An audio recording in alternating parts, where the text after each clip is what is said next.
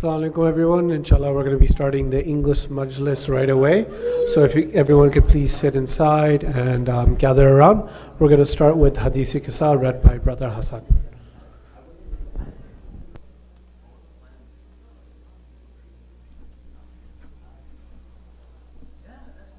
Bismillahirrahmanirrahim. In the name of Allah, the All-Merciful, the All-Compassionate.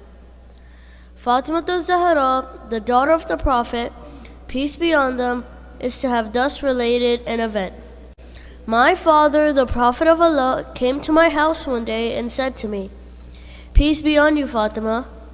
I replied, "And upon you be peace." Then he said, "I feel weakness in my body."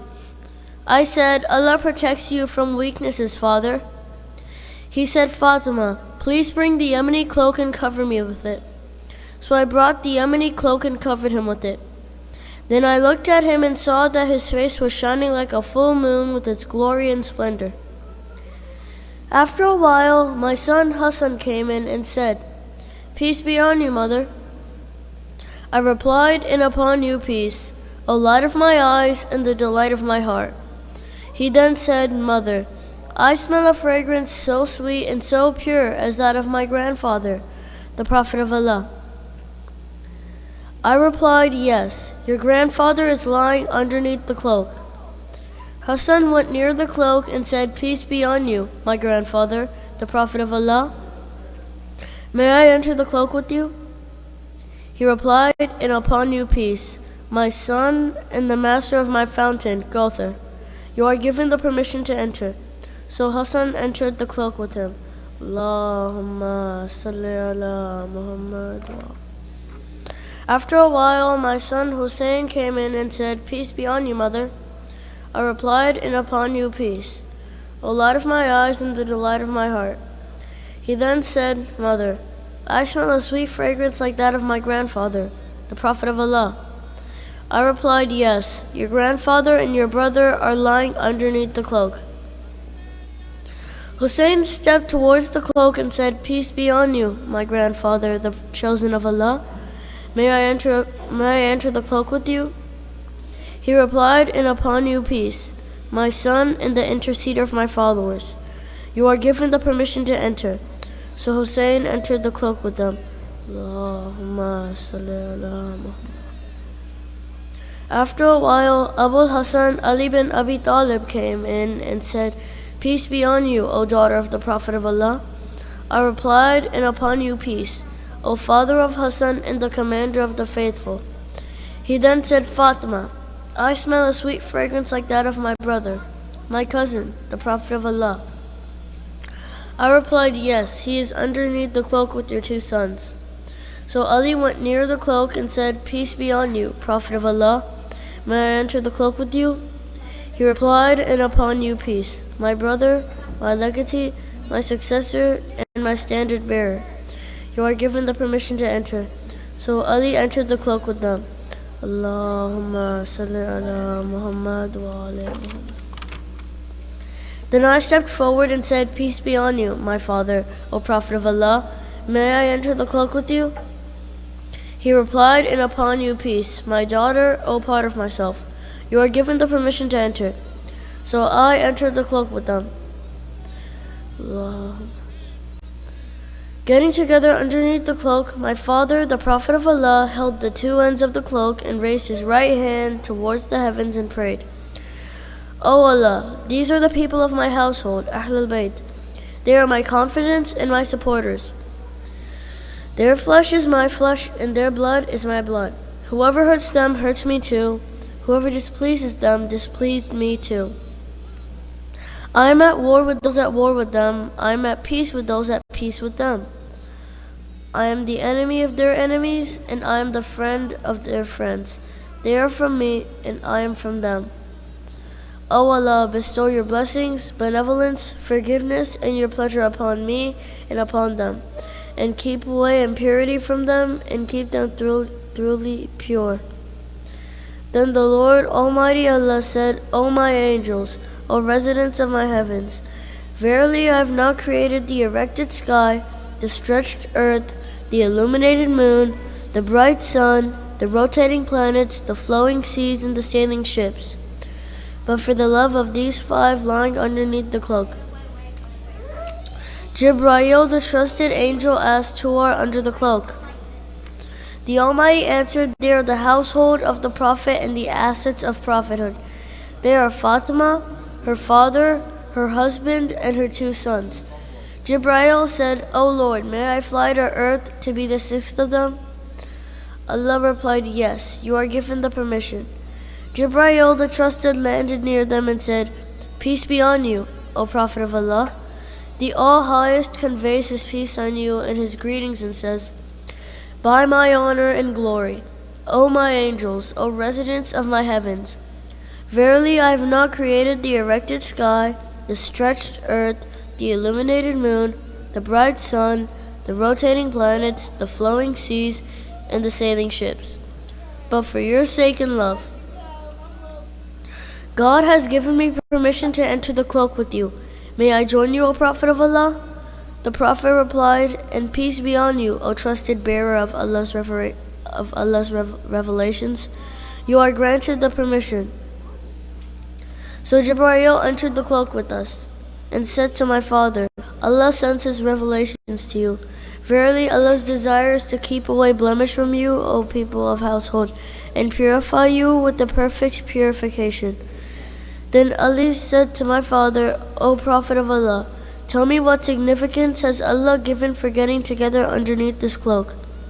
The Prophet replied, by him who rightfully appointed me a prophet and chose me a messenger for the salvation of the mankind. Whenever and wherever an assembly of our followers and friends mention this event, Allah will bestow on them his blessings and mercy. Angels will encircle them, asking Allah the remission of their sins until the assembly disperse. So Ali said, verily by the Lord of Kaaba, we and our followers are the winners. Then my father replied, by him who rightfully appointed me a prophet and chose me a messenger for the salvation of the mankind. Whenever and wherever an assembly of our followers and friends mention this event, there shall remain none grieved, but Allah will remove his grief. There shall remain none distressed, but Allah will dispel his distress. There shall remain none wish seeker, but Allah will grant his wish. Ali happily said, verily by the Lord of Kaaba, we and our followers are the winners and the blessed in this world and the next. Allah.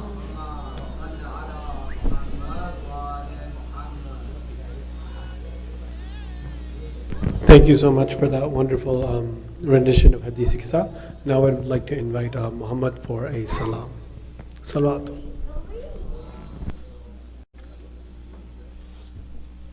Salawat.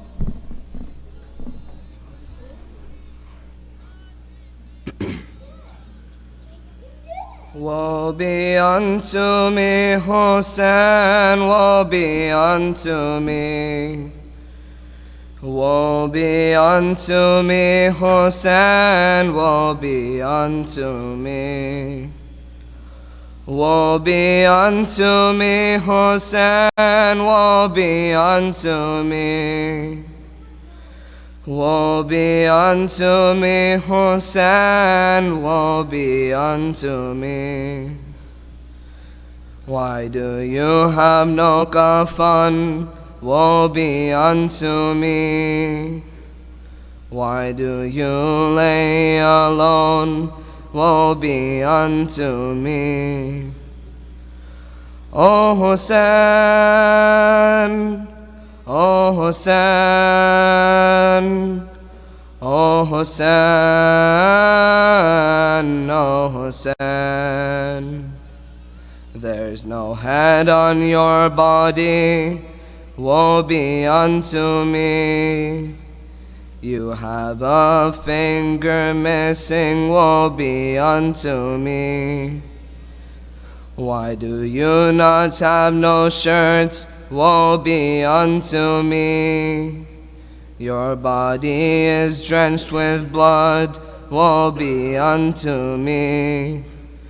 Woe be unto me, Hussein, woe be unto me. Woe be unto me, Hosanna, woe be unto me. Woe be unto me, Hosanna, woe be unto me. Woe be unto me, Hosanna, woe be unto me. I died before I was born, so my coffin I have worn.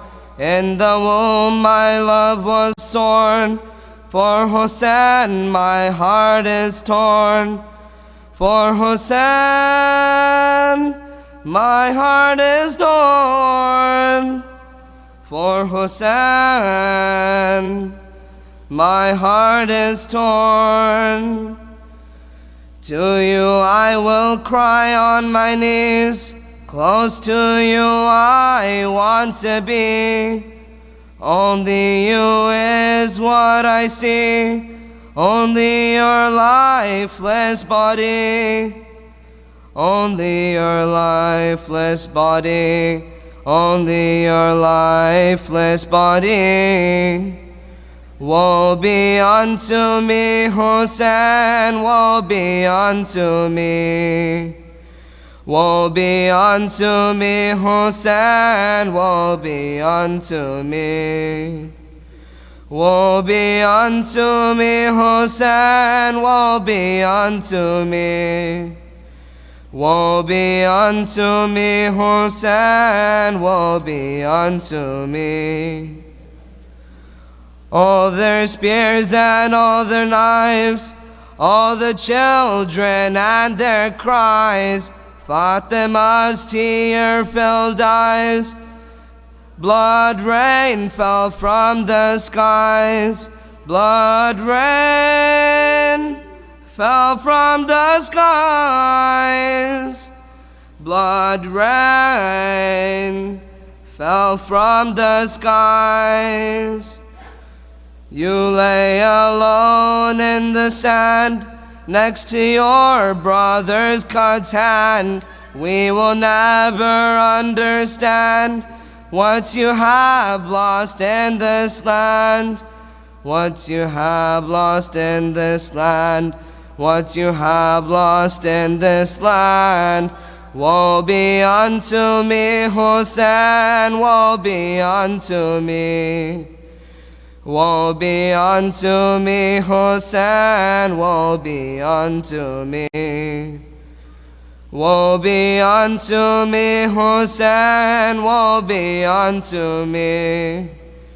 Woe be unto me, Hosanna, woe be unto me. You bled from every vein, with your blood the world is stained. In my heart I feel the pain.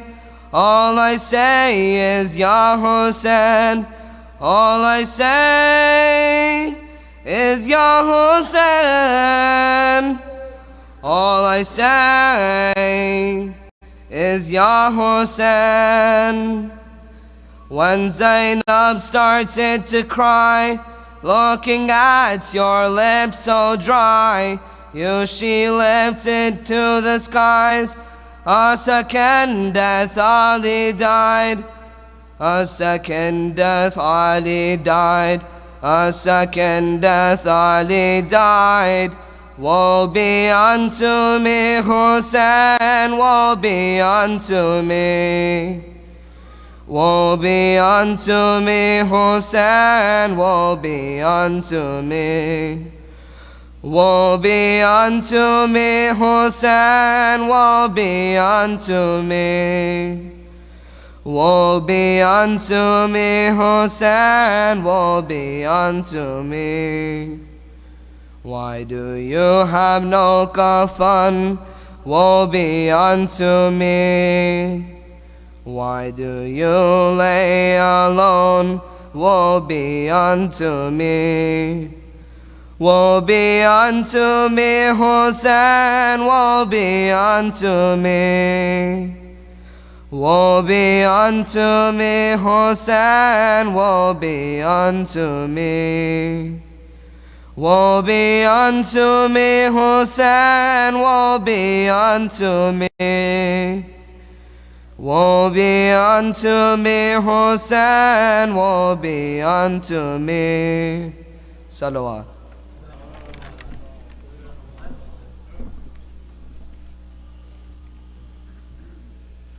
Thank you so much for that wonderful salam.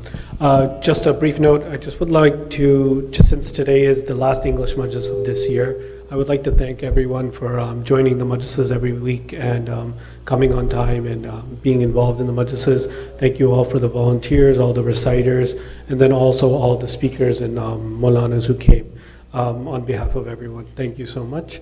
So as I said, today will be the last English Majlis of this year. Tomorrow the Urdu Majlis is at 5 o'clock and that will be for the Akhri Matam. So please come tomorrow as well. And with that, I would like to invite Brother Jafar Rizvi for the English Majlis.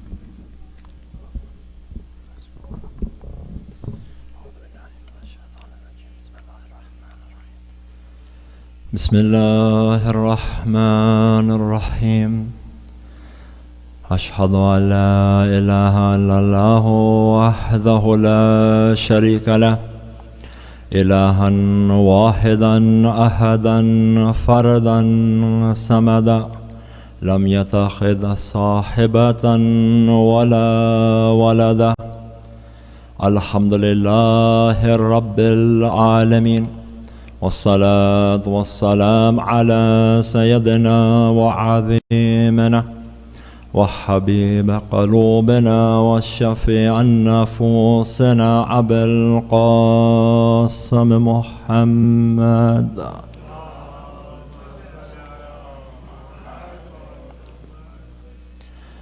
إن الله وملائكته يصلون على النبي يا أيها الذين آمنوا صلوا عليه وسلموا تسليما صل على محمد إنما يريد الله ليذهب عنكم الرجس أهل البيت ويطهركم تطهيرا اللهم صل على الحمد لله الذي هدانا لهذا وما كنا لنهتدي لولا أن هدانا الله أما بعد يقول الله في كتابه الكريم والقرآن المجيد وكتاب الحق بسم الله الرحمن الرحيم يسبح لله ما في السماوات وما في الأرض الملك القدوس العزيز الحكيم صدق الله العلي العظيم صلوا على محمد وآل محمد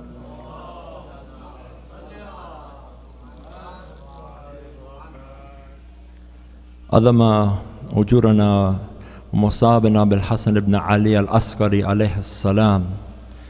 Dearest respected elders, respected brothers, respected sisters, salamun alaykum jami'an wa rahmatullahi wa barakatuh. Tonight we commemorate and mark the death anniversary of our 11th holy Imam, Imam Hassan ibn Ali al-Askari alayhi salam. Allahumma salli ala. First and foremost, we send the heartiest of condolences to the Imam of our time, Imam al-Hujjah, Azza wa Jal Farajuhu Sharif, and to each and every one of you. When you look at the life of Imam al-Askari alayhi salam, the more you study the life of this blessed Imam, the more you realize how much you don't know or how much we don't know about him. Imam al-Askari alayhi salam lived a short life of only 28 years. 28 years, that's it. But how much Imam al-Askari alayhi salam accomplished in those 28 years is remarkable. especially when you look at the type of life that the Imam was forced to live due to the oppression of the Abbasid Khulafa. Tonight, inshallah, I'd like to briefly look at a few specific topics regarding the life of Imam al-Askari alayhi salam. Number one, a very brief bio.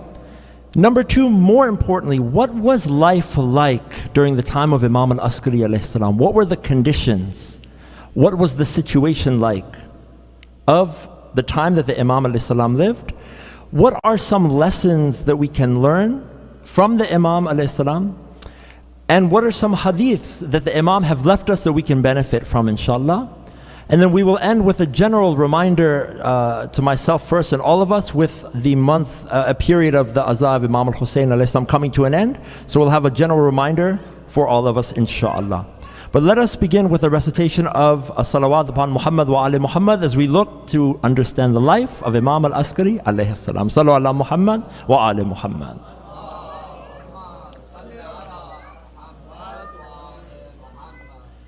Imam al-Askari alayhi salam was born 232 after Hijrah.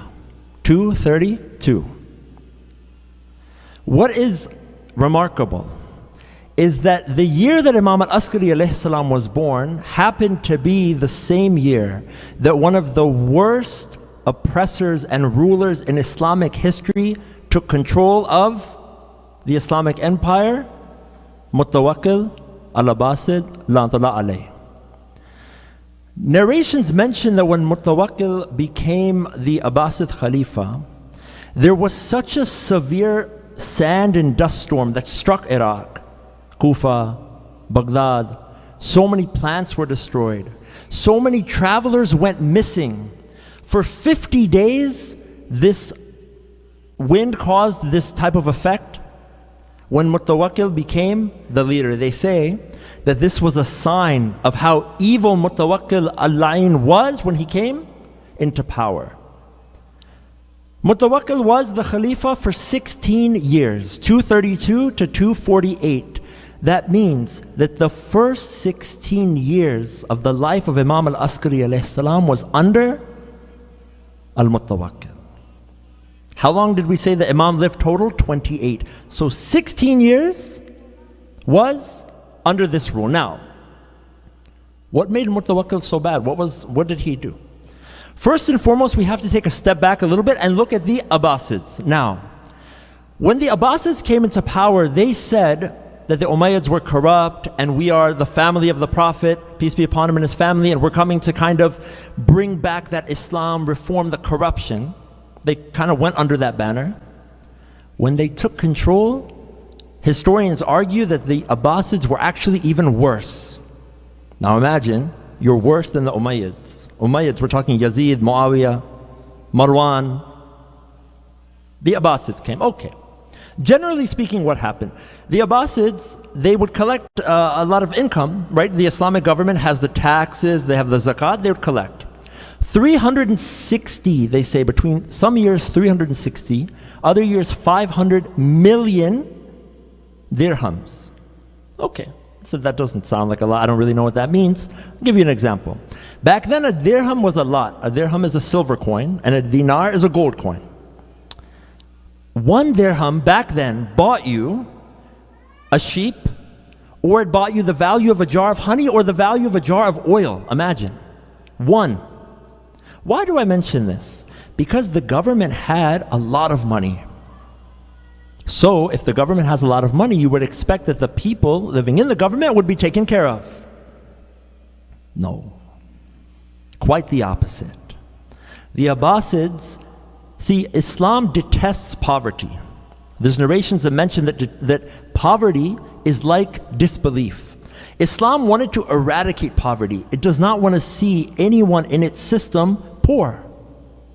That's why when our first holy Imam, Imam Amir al-Mu'mineen Ali ibn Abi Talib alayhi salam, Allahumma salli ala Muhammad, people would come, people who would be close to the Imam, they would say, Imam, we're poor. You are the Khalifa of the Muslims. You have access to the Bayt al-Mal, the treasury. Can you give us money? Imam alayhi salam would say, no, It's not my money to give. This is the money of the people. Yes, I may have access to it, but don't I have to answer in front of Allah subhanahu wa ta'ala? I cannot give. It's not mine like that. I have to give to the people. The Abbasids did not do this. Especially the Shia were so persecuted during the time of Imam al-Hadi and Imam al-Askari alayhimus salam. You'll appreciate what it means to be Shia. What did Mutawakkil do? He built so many palaces, so many luxurious palaces. So this is the first 16 years of Imam al-Askari alayhi salam's life. Imam al-Hadi alayhi salam, our 10th holy Imam, really had to deal, because he was the Imam of the time, he had to deal with Mutawakkil. Mutawakkil built many palaces, marble, pools, gold, silver, lavish parties. He would have singers and dancers and poets, haram. And what would he do? He would pay them. He would give them money. He used to bring poets who would come and speak against Ahlul Bayt alayhimus salam. He would pay money like that. He would waste the money to people who would sing, people who would dance, haram. Mutawakkil used to drink alcohol openly. Openly, used to drink, used to have unlawful relations openly. Mutawakkil hated Ahlul Bayt alayhimus salam, absolutely despised them. He hated Imam Ali alayhi salam so much, and this breaks the heart to mention this on the member, but I just want to show you what Imam al-Hadi and Imam al-Askari alayhi salam had to deal with. We, alhamdulillah, are so blessed that we can come to Husayniyah. We can openly express our love for Ahlul Bayt alayhimus salam. Imagine the Imam is there in front of you and you cannot see him. Our Imam is in Ghaibah now, but imagine if your Imam is alive in the sense that physically available that you can go and see him. Of course, our Imam is alive, but we don't have easy access, right? Now, what happened? Imam al-Hadi and Imam al-Askari had to deal with this. Now, what Mutawakkil used to do, he would have a play where he would take an effeminate person, I don't need to go into details as to what that means, and he would, astaghfirullah Rabbi, get this person to portray Imam Amir al-Mu'mineen alayhi salam, and then say, astaghfirullah Rabbi, compare this effeminate person to the Imam.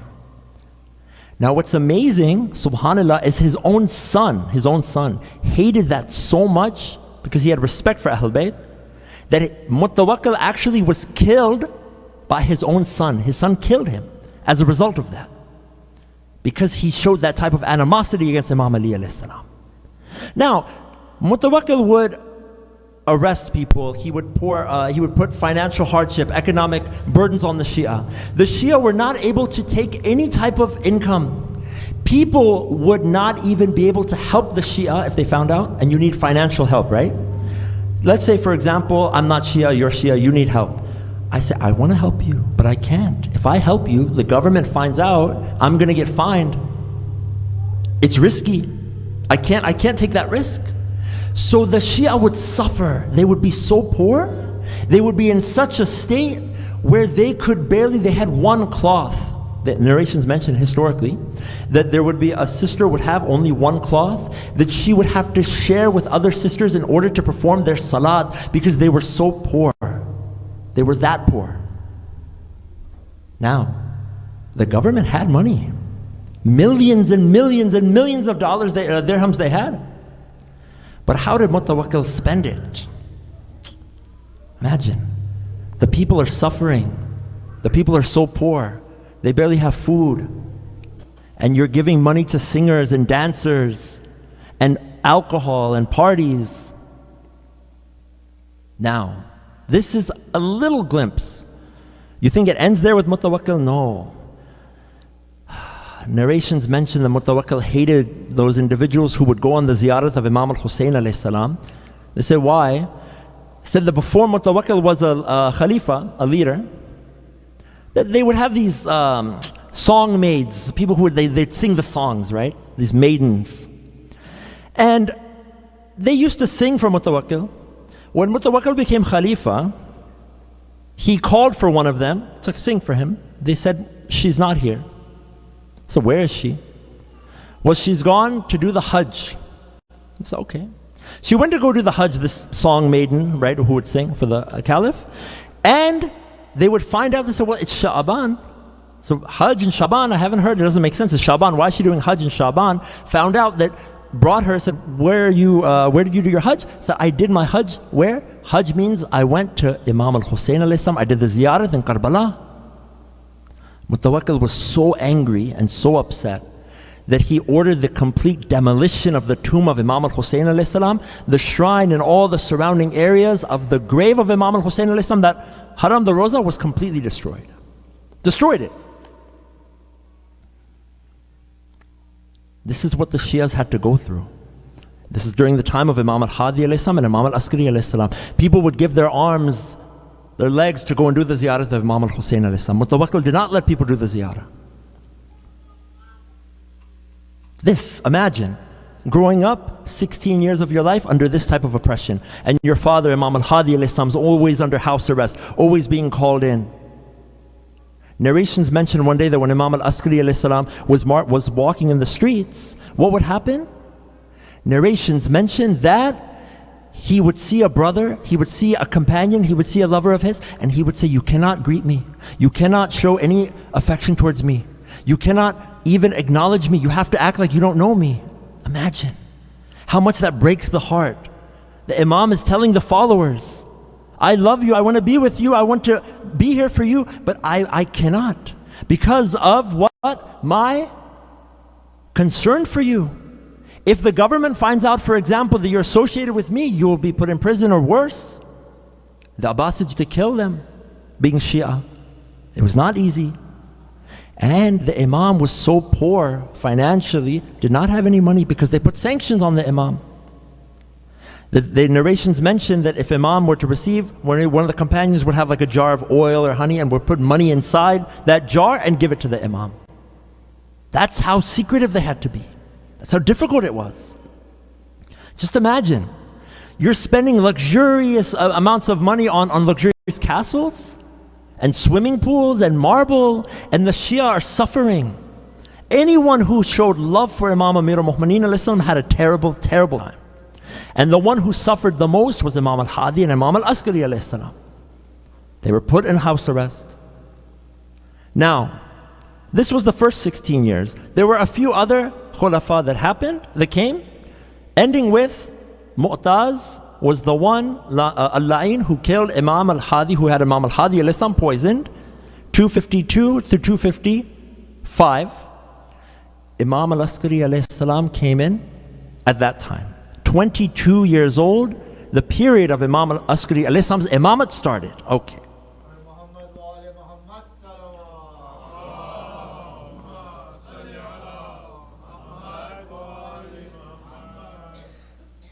Now, Imam al-Askari do you think that stopped him? 28 years, 6 years was the period of the imamate of the Imam. How much the Imam contributed, how much difficulty. What happened was when the Abbasid Khalifa came in, what did they do? They wanted to put Imam al-Askari in jail, prison. They imprisoned the Imam. And they said, watch him. One narration mentions that they took Imam al-Askari, they put him in one of the worst prisons. They took guards who were very severe, very harsh, to torture the Imam. What happened? They came later, they checked.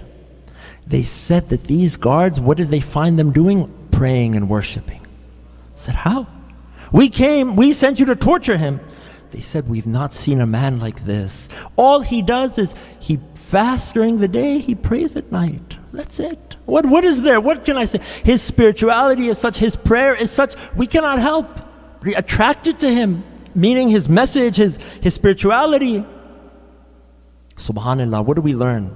No matter how difficult a situation you are in, you have Allah subhanahu wa ta'ala, your akhlaq can impact people. It doesn't matter.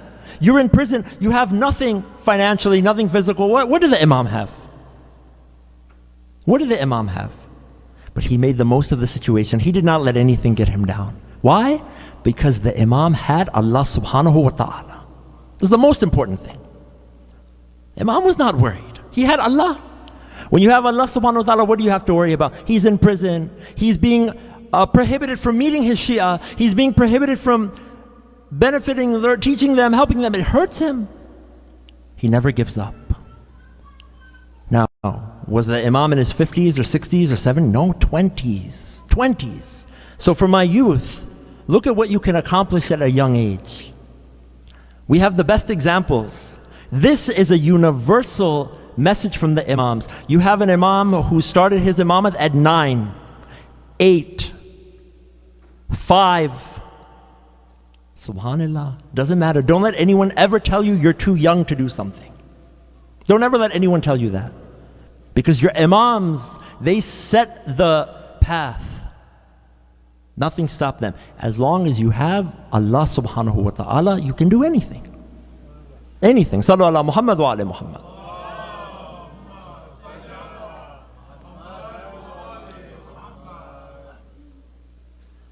Now, Imam al-Askari alayhi salam, there is one beautiful lesson that we can learn. One beautiful example. Narrations mention that the Imam alayhi salam, so the Imam is under house arrest. He was under house arrest for many periods, different times, and also they would consistently arrest him in prison as well. Every Monday, every Thursday, the Imam alayhi salam would constantly have to register and check in with the government. Can you imagine? Every Monday, every Thursday, having to go in and sign in.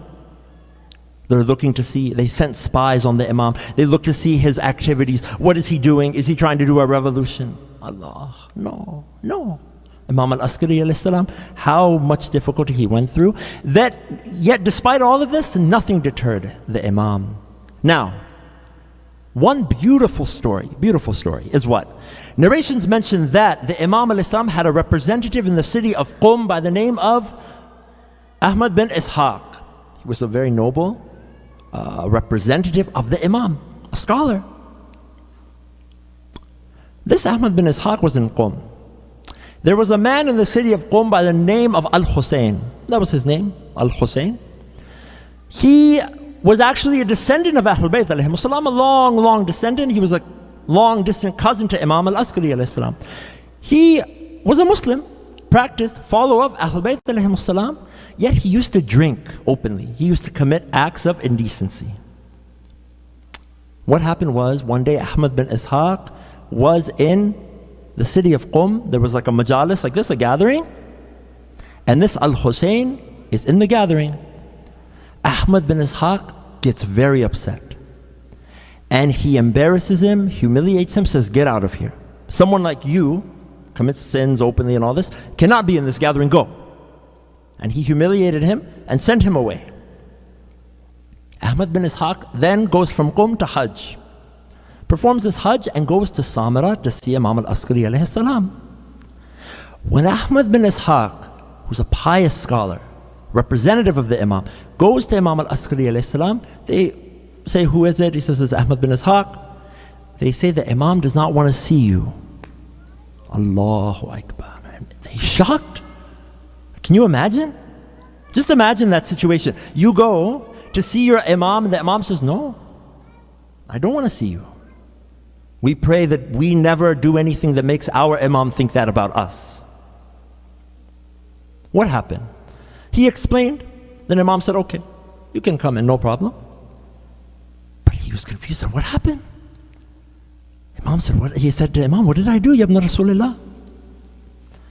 Said, now, subhanallah, there was no, Instagram or text messaging or phones back then. So how do you think the Imam knew of this situation? He's in Samara, the situation happened in Qum. It's another miracle of the Imam. What happened?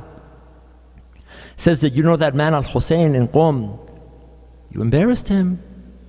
He says, "Ya Ibn Rasulullah, but I didn't do it for any personal reason. It's a faith. He's a drunkard, he's openly committing sins." Says, "Yeah, but where does it say that our faith allows you to humiliate someone like that?" He felt so bad. The Imam said, "This is not how you treat someone. This is not how you act towards someone. You don't do that." Now imagine you say, "He's a drunkard." No. What happens? He goes back to the city of Qum. Now, he's a scholar, he's done Hajj, people come rushing towards him, they try greeting him, they're so happy to see Ahmad bin Ishaq. What happens? He sees this man by the name of Al-Hussein. He runs towards him. He comes, he treats him so nicely, treats him with respect, "Sit with me," this and that. And he says, Hussein's confused, "I don't understand. I just saw you. You sent me away. You didn't even want to see me. What changed all of a sudden? He said, I went and saw my master and our master, Imam al-Askari alayhi salam, and he reprimanded me for what I did to you. Now look at this. He says, the Imam was upset at you about me? I said, yeah. He said, this is not how we treat our individuals in this. And he said that all of a sudden he was so impacted by the fact that Imam al-Askari alayhi salam had the concern for him and was unhappy with how he was treated, that he was in awe. He said, look at the mercy of Ahl Bayt alayhimus salam. And he became so impacted that he stopped his haram ways and became one of the most noble, upright individuals. Why? Because Imam al-Askari alayhi salam believed in him.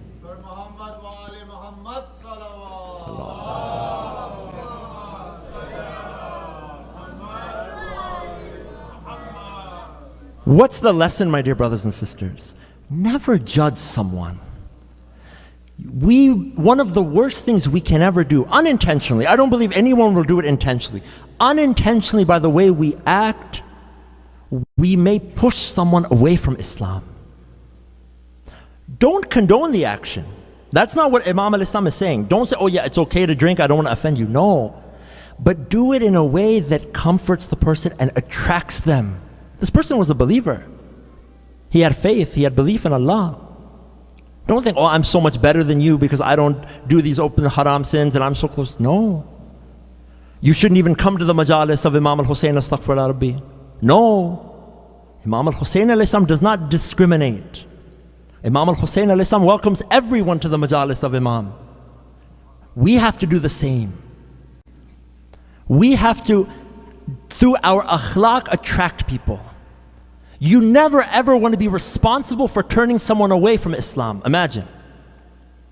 So, but he commits sins openly. Okay. But he may die in a state of iman, whereas you may die without your faith. You don't know. I don't know. What right do we have to say we're better than someone else? No.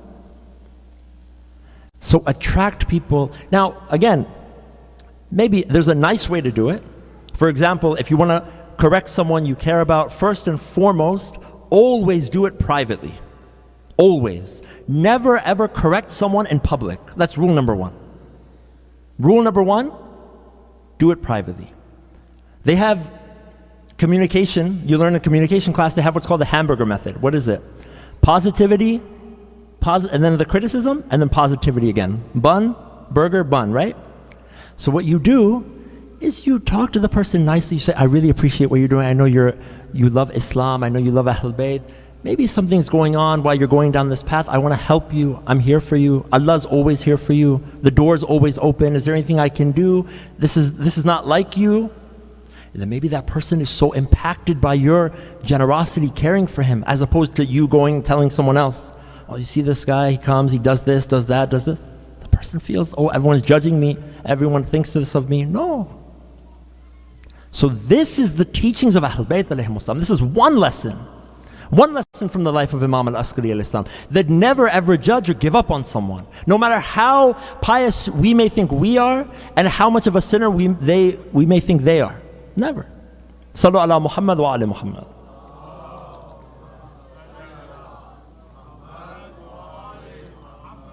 Very briefly, there are 5 narrations that I'd love to share with you by the permission of Allah subhanahu wa ta'ala that have been attributed to Imam al-Askari alayhi salam. Beautiful, beautiful narrations. First narration, all of these are attributed to the Imam. Number 1, the heart of a fool is in his mouth, and the mouth of a wise man is in his heart.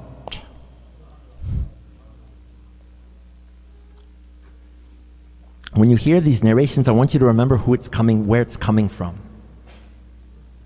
I want you to remember where it's coming from. When we say that we're Shia of Ahl Bayt alayhimus salam, it's not because we just picked 14 random people. It's because Allah subhanahu wa ta'ala knows where to put His guidance, and He puts it in these 14. Where are you going to find guidance like this? Look at how much difficulty Imam al-Askari alayhi salam went through in his life. Look at the wisdom. Allahu Akbar. What is the Imam al-Islam saying? An ignorant person, a fool, they don't think. They don't contemplate, they just speak. A wise man looks at his heart, contemplates, reflects. Is it beneficial? Is it worth saying? I'll say it. If it's not worth saying, if there's no benefit, no. That is what it means to be a follower of Imam al-Askari alayhi salam. You see what happens when you become Shia. You see what following the Imams creates within you. You see what type of person you become. Look at the morality, look at the ethics. That's why there's that beautiful narration attributed to Imam al-Rida alayhi salam, Sallu ala Muhammad wa ali Muhammad.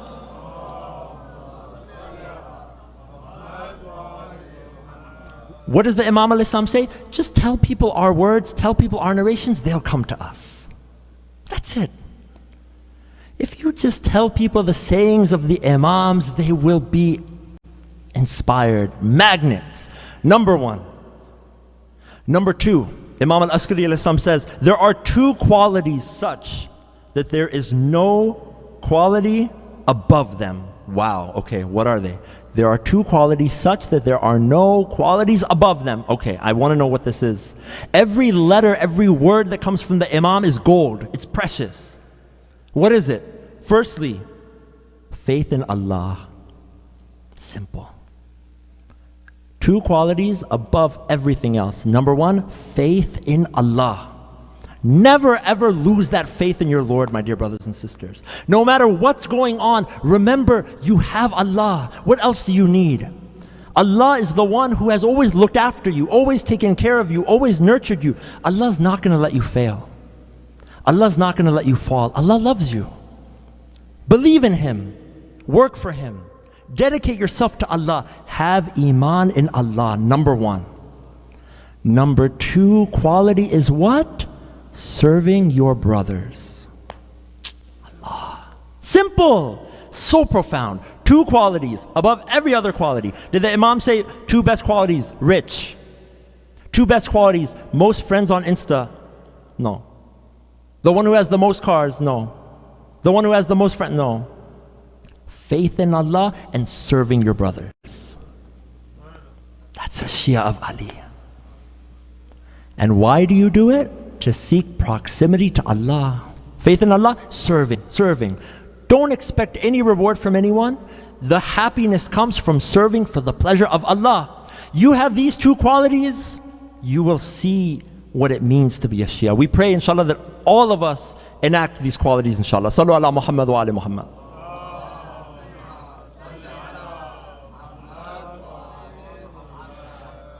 Narration number 3. The best of your brothers.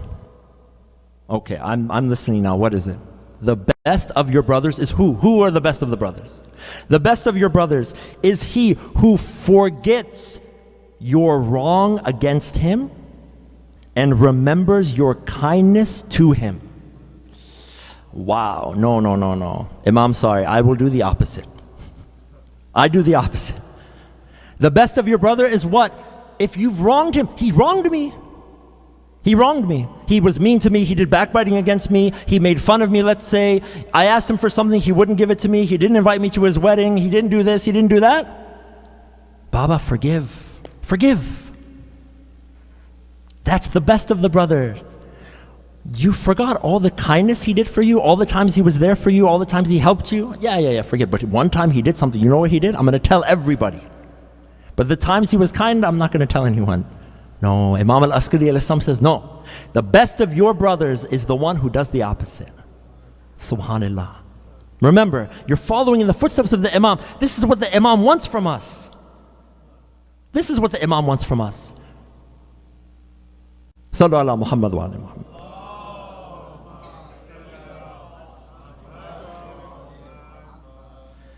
Good figure is apparent beauty, and good mind is hidden beauty. Whoa, what does this mean? Don't we all work hard for a good figure? Don't we all want a six-pack? Don't we all want triceps and biceps and to be thin? Is that important? Yes, absolutely. As long as you do it in a halal way, you work out in a situation that's halal, you don't expose yourself to a lot of the harams that we see in the gyms here today. But Islam says absolutely. You have to take care of yourself. Be healthy, be fit, physical, workout. Absolutely. Just do it under the confines of Islam. It's good. Imam al-Askari alayhi salam says, but that is the apparent beauty. Apparent. How many times you see people who are so fit, they're so attractive, they're so good, they're so this, but their heart. Imam al-Askari alayhi salam says what? Real beauty, hidden beauty is a good mind. Aql, intellect. That's what makes you attractive. Your aql. Never forget that. And the fifth one, inshallah. Sallu ala Muhammad wa ali Muhammad.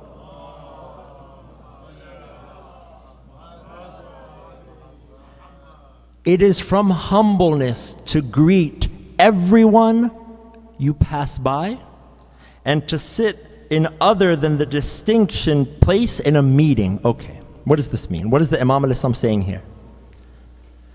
You have, for example, the head of a table. So I'm in this position, so that's my seat. And I'm going to sit here because I'm of importance. Imam al-Askari alayhi salam says, true humility is you sit where people would not expect you. Oh, but I'm so important, I have this position. No, Baba, sit on the ground, sit in the back. That's it. And everyone you pass by, greet them. Give them salams. And you know what's incredible? We have our elders, there are elders in our community, that they go to everyone, they greet them. To my youth, we should be greeting them first. That's very important. That's very important. Be humble. It doesn't matter who it is. Greet everyone. Salamu alaikum, salamu alaikum, salamu alaikum. Not only the people you know. I don't know him. I'm not going to give him salams. No. Why? You don't want to give peace to this person? Imam al-Askari says, everyone you pass by, give them salams. Greet them.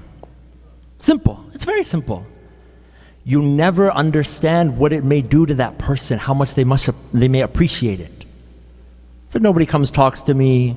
I kind of come to the center. I feel a little, maybe ignored. That one brother came and he gave me salams. And he asked about my family. That's what it means to be Shia. Care about everyone. Ask about everyone, not just the people that you know.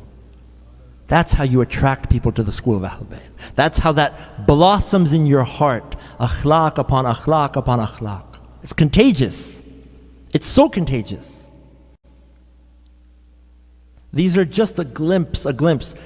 I said 28 years, this is just the tip of the iceberg of the life of Imam al-Askari alayhi salam. We may not talk about the Imam as much as we should, but that shouldn't stop us from establishing such a close relationship with him, that when you, inshallah, I pray each and every one of us has the opportunity to go to Samara, that when you go to Samara and you're standing at that Dari of Imam al-Hadi and Imam al-Askari alayhi salam, that your heart breaks, you feel how much oppression they went through, but how much they gave you, how much they gave back to you. How your life was shaped by the teachings of the Imams. That's that connection. There's a goal I want to set for myself and each and every one of us here. I want to set a goal. We'll give 1 year for it. Inshallah. May we all live a long, long life. The goal is this. The homework assignment is this, if you want. For the 14 Ma'sumeen, memorize 1 hadith for each Ma'sumeen. 1 hadith. That if I ask you, and I'm going to inshallah work on it myself as well. If I ask you 1 narration from Imam al-Jawad, Imam al-Rida, Imam al-Hadi, Imam al-Qadim, one narration. MashaAllah, there's so many apps now. Now, of course, look at the source. You want to go to replicable sources, of course. But the point is what? 1 year to memorize 14 hadiths. 1 attributed to each Ma'sumeen. That when you go on the ziyarah, you will remember that 1 narration. And that relationship will be there. Inshallah, let us all make that goal. Then 1 hadith can become 2, can become 10, can become 20. But start. You'll feel that connection with your Imam.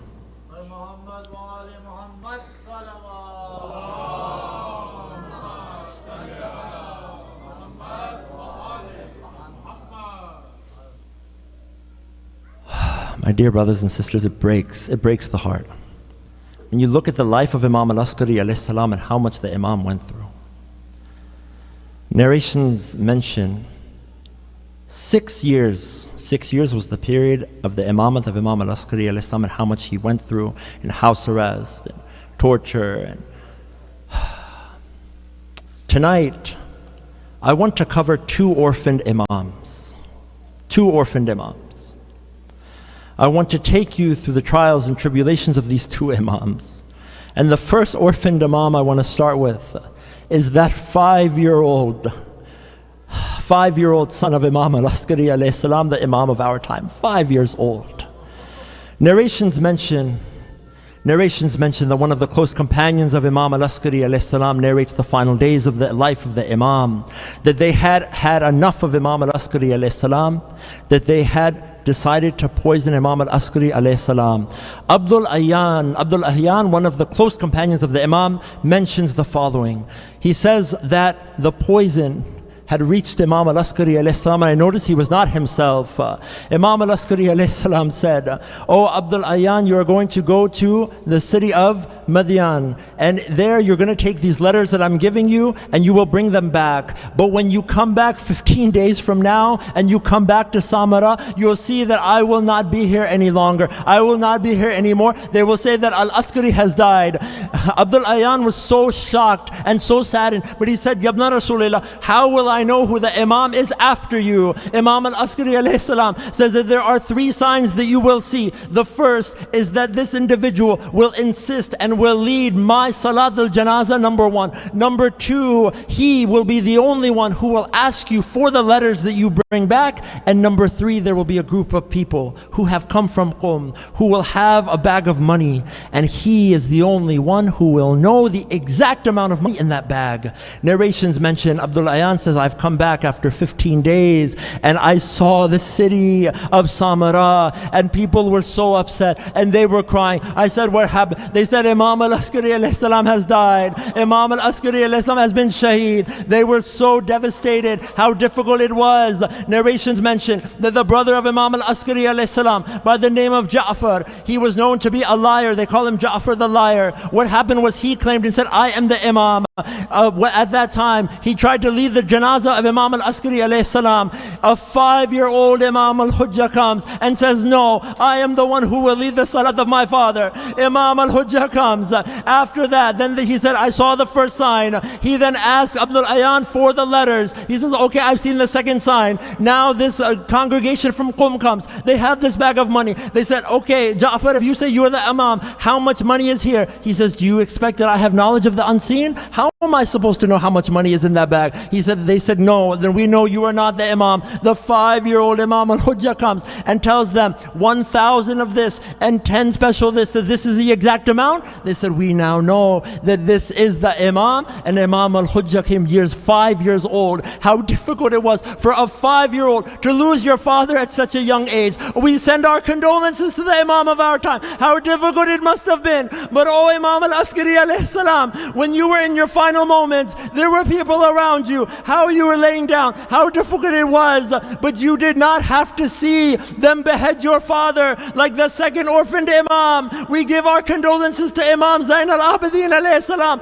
Why? Because how was the situation? Narrations mention Imam Zain al-Abidin alayhi salam. I want to ask you this question. Ajrakum Allah. When Imam al-Hussein alayhi salam and the caravan, when they left Medina, what was the situation like? Wasn't Abbas there? Wasn't Ali al-Akbar there? Wasn't Sakina there, the caravan? How was the life of the caravan when they left Medina? Wasn't there a newborn infant there? Wasn't Al-Qasim there? Now, what was the caravan when they left? And how did the caravan look of Imam al-Hussein when they come back to Medina? Narrations mention at that time that Imam Sajjad alayhi salam stops at the outskirts of the city. He calls for one of the pious poets by the name of Bashir. He says, "Oh Bashir, go to the city and recite the poetry and tell them about what they've done to my father Hussein. Tell them about how the massacre of my father Hussein happened. Tell them about the tragedy." Narrations mention that Imam Zain al-Abidin alayhi salam stopped at the outskirts. They set up tents. Imam al-Sajjad alayhi salam, he goes in the tent. He's holding a handkerchief. He's crying for Imam al-Hussein alayhi salam. Bashir goes and starts telling people and starts narrating to people that the entire city of Medina, they came out. Narrations mention that we have not seen Medina in so much grief and in so much hardship since the time when Rasulullah died. Now Bashir comes, all the people, they're crying and they're mourning. They do this to Imam al-Hussein. What happened? Imam Sajjad comes out of the tent. He then goes on top of the pulpit at the outskirts of Medina and he says, oh people of Medina, he starts to tell them one by one what happened to the family of Imam al-Hussein, how they were oppressed, how they were taken as prisoners. Narrations mention they could not take it. Muhammad bin Hanafiya, the brother of Imam al-Hussein alayhi salam, he did not know that Imam had been killed. He did not know that Imam had been killed. Narrations mention that when Muhammad bin Hanafiya found out, he wanted to pass out. He goes, they call Imam Sajjad, they said, your uncle is about to die out of the grief for Imam al-Hussein. When Imam Sajjad goes, he sees his uncle Muhammad bin Hanafiya. He says, oh my nephew, where is my brother Hussein? Where is my brother Hussein? Imam Sajjad alayhi salam said, oh my uncle, I am an orphan now. I am an orphan. They've killed my father. How much oppression they went through. Imam al-Hussein alayhi salam. Do you think it stopped there? No. Why? Narrations mention Ajrakum Allah, Ajrakum Allah, Bibi Kulthum. Some narrations say that Zainab goes to the masjid of Rasulullah. Narrations mention Bibi Kulthum goes to the qabr of Rasulullah. She starts to tell the Holy Prophet about what they did to Imam al-Hussein alayhi salam. Narrations mention that a loud cry came from the grave of Rasulullah. A loud cry came from the grave of Rasulullah. Do you think it stopped there? No. Because when they were going, who did they see? They saw Baneen. They see Baneen. What happens? Baneen says, tell me about my son Hussein. They said, we want to send our condolences to you, Ya Baneen. Why? On the loss of your son Uthman. She said, I did not ask about my son Uthman. Tell me about my son Hussein. We send condolences to you, Ya Baneen, on the death of your son Ja'far. She said, I did not ask about my son Ja'far. Tell me about Hussein. They said, we send condolences to you on the loss of your son Abdullah. I did not ask about Abdullah. Narrations mention that when they said, oh Baneen, we send our condolences to you on the loss of your son Abbas. Bibi Kulthum says, I did not ask about Abbas. Oh Hussein, you're breaking my heart. My nerves are being scratched. Tell me about my son Hussein. I'll end with this. May Allah bless each and every one of you for this tears of Imam al-Hussein. I'll end with this narration. It is mentioned that Lady Rabab comes now to Medina. When Bibi Rabab left Medina, she had her infant baby. She had a 3-year-old Sakina. She had her husband Hussein. What did Rabab have when she came back to Medina? She had one infant buried in Karbala. She had a 3-year-old buried in the prison of Sham. She had her husband beheaded and the horses trampled on his body. Bibi Rabab says that I came, she said, for 1 year I did not go under the shade. I did not go under the roof. I stayed outside in the heat for the love of Imam al-Hussein.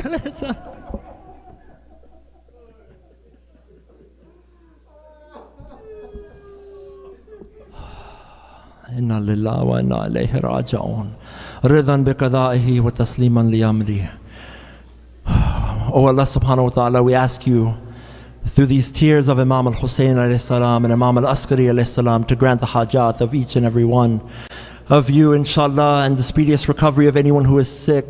And we ask you, O Allah subhanahu wa ta'ala, this little remembrance or ibadah during these 2 months and 8 days, for the love of Imam al-Hussein al-Islam, Ya Rab, please accept this and please allow it to elevate our status, Ya Rabbil Alameen.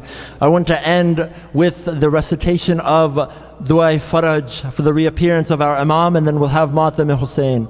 Allahumma kun li waliyika al-Hujjat ibn al-Hasan salawatuka alayhi wa ala abai في هذه الساعة وفي كل ساعة وليا وحافظا وقائدا وناصرا وذليلا وعينا حتى تسخنه أرضك طوعا وتمتعه فيها طويلا برحمتك يا أرحم الراحمين.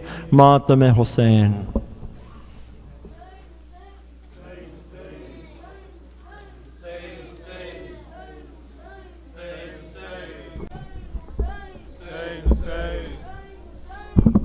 Hussein, Hussein, Hussein, Hussein, Hussein, Hussein, Hussein, Hussein, Hussein, Hussein, Hussein.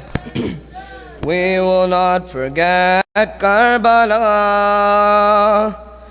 We will not forget you, Hussein. We will not forget Karbala.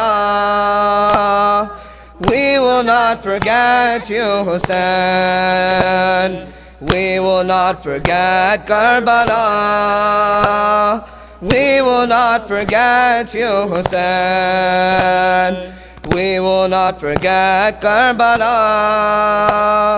We will not forget you, Hussein. From the day that we were born till the day that we will die, we will not forget your ultimate sacrifice. In your name the tears will stream from our eyes. Your name forever will be heard from the sky. This is our promise to you, Fatima. Oh Fatima, we will not forget Karbala. We will not forget you, Hussein. We will not forget Karbala. We will not forget you, Hussein. In the land of Karbala, you were standing all alone, with no family around, and so far away from home. No one was by Hussein, but today we have shown, till the day that we will die, to your shrine we will crawl. This is our promise to you, Fatima. Oh Fatima, we will not forget Karbala. We will not forget you, Hussein. We will not forget Karbala. We will not forget you, Hussein. Our master was alone, thirsty in Karbala, as he put his head down for his final sajda. From the skies a voice came, Nafs-e mutmainna, we will cry forever upon this, O Zahra. This is our promise to you, Fatima. Oh Fatima, we will not forget Karbala. We will not forget you, Hussein. We will not forget Karbala. We will not forget you, Hussein. There will come a day when we will have to make a stand. When Mahdi reappears, we will build the Holy Land. We will pay attention to his every command. They will be by Hussein, Mu'mineen, hand in hand. This is our promise to you, Fatima. Oh Fatima, we will not forget Karbala. We will not forget you, Hussein. We will not forget Karbala. We will not forget you, Hussein. Throughout history there has been no warrior that compares to Abbas, the son of Haydar. Loyalty and courage mean to him forever. Gave his life for the love of his brother. This is our promise to you, Fatima. Oh Fatima, we will not forget Karbala.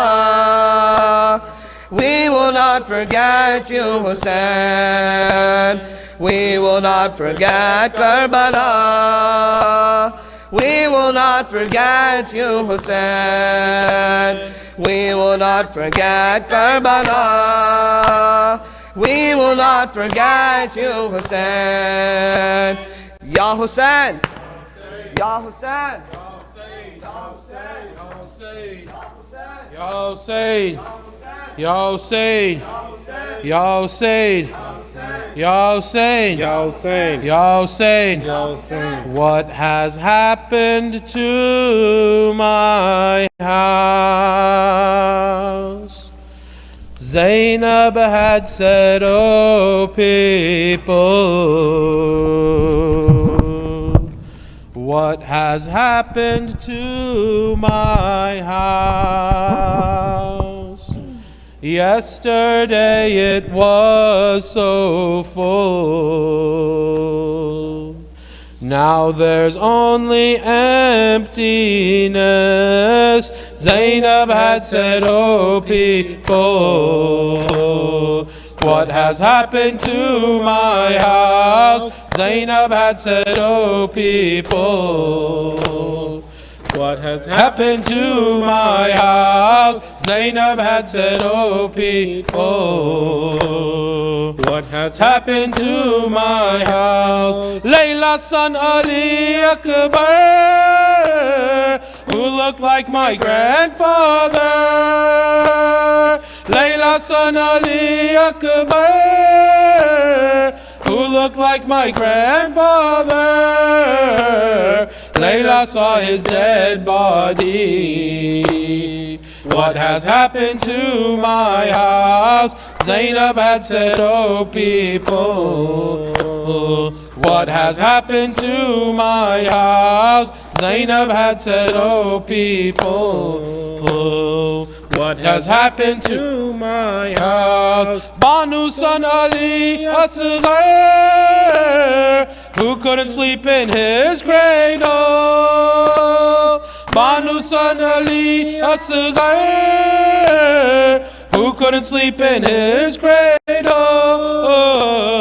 He slept on the burning sand. What has happened to my house? Zainab had said, "Oh people, what has happened to my house?" Zainab had said, "Oh people, what has happened to my house?" Imam Zainul Abidin, who was ill and unconscious. Imam Zainul Abidin, who was ill and unconscious. He saw his father's head on a spear. What has happened to my house? Zainab had said, "Oh people, what has happened to my house?" Zainab had said, "Oh people, what has happened to my house?" Oh Hussein, your daughter, who couldn't sleep without your chest. Oh Hussein, your daughter, who couldn't sleep without your chest. She had went to sleep in Sham. What has happened to my house?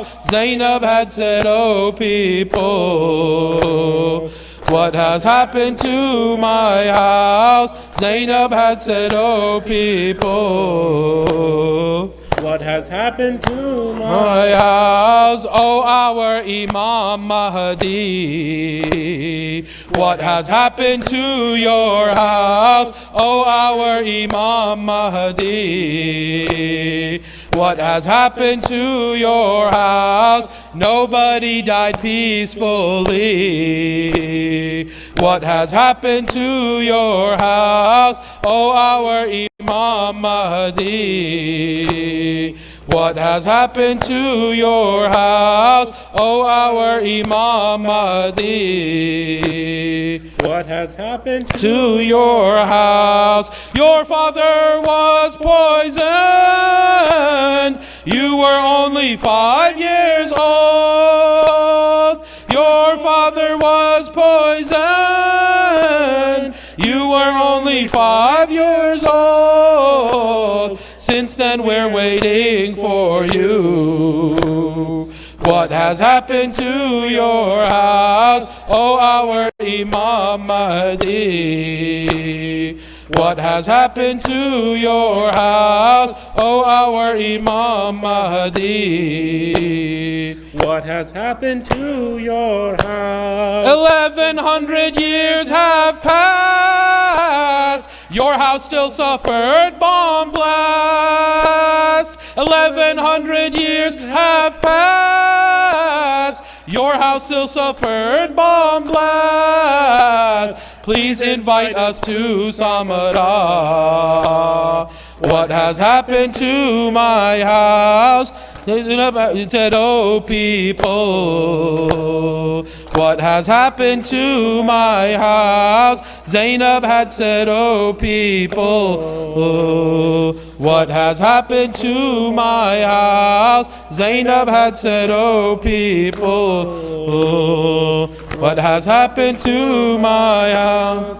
Wa Muhammada, wa musibata, wa Muhammada, wa musibata. The house of Fatima suffered oppression. Wa Muhammada, wa musibata, wa Muhammada, wa musibata. The house of Fatima suffered oppression. Wa Muhammada, wa musibata, wa Muhammada, wa musibata. The house of Fatima suffered oppression. Some in Medina, some in Karbala, others in Najaf, Sham and Samara. Some in Medina, some in Karbala, others in Najaf, Sham and Samara. Some in Kadhim, some in Khurasan, some in Kadhimain, some in Khurasan. The house of Fatima suffered oppression. Wa Muhammada, wa musibata, wa Muhammada, wa musibata. The house of Fatima suffered oppression. Though it's right beside Masjid Nabi, the farthest sight of all is Jannatul Baqi. Though it's right beside Masjid Nabi, the farthest sight of all is Jannatul Baqi. It's the only place we cannot do azah. It's the only place we cannot do azah. The house of Fatima suffered oppression. Wa Muhammada, wa musibata, wa Muhammada, wa musibata. The house of Fatima suffered oppression. Our Imams Hassan and Zainul Abidin, Muhammad al-Baqir, Jafar al-Sadiq. Our Imams Hassan and Zainul Abidin, Muhammad al-Baqir, Jafar al-Sadiq, and Lady Fatima, all just out of reach. And Lady Fatima, all just out of reach. The house of Fatima suffered oppression. Wa Muhammada, wa musibata, wa Muhammada, wa musibata. The house of Fatima suffered oppression. With tears in our eyes, we make this dua. Baqi should be rebuilt swiftly, O Allah. With tears in our eyes, we make this dua. Baqi should be rebuilt swiftly, O Allah. This will bring comfort to our 12th Imam. This will bring comfort to our 12th Imam. The house of Fatima suffered oppression. Wa Muhammada, wa musibata, wa Muhammada, wa musibata. The house of Fatima suffered oppression. Ya Hussein, Ya Hussein, Ya Hussein, Ya Hussein, Ya Hussein, Hussein, Hussein, Hussein, Hussein. Allahumma salli ala Muhammadin wa ali Muhammad.